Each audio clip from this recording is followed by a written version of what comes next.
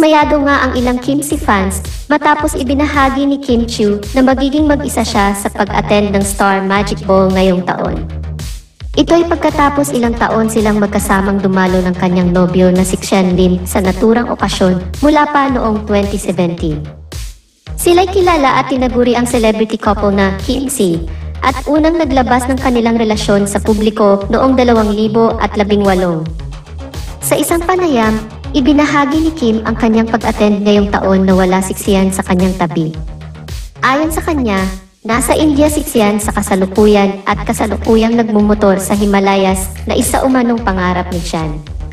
Mayroong nag-imbita sa kanya na makaranas ng ganitong karanasan, kaya't siya'y sumusuporta sa kanyang partner sa kanyang adventure.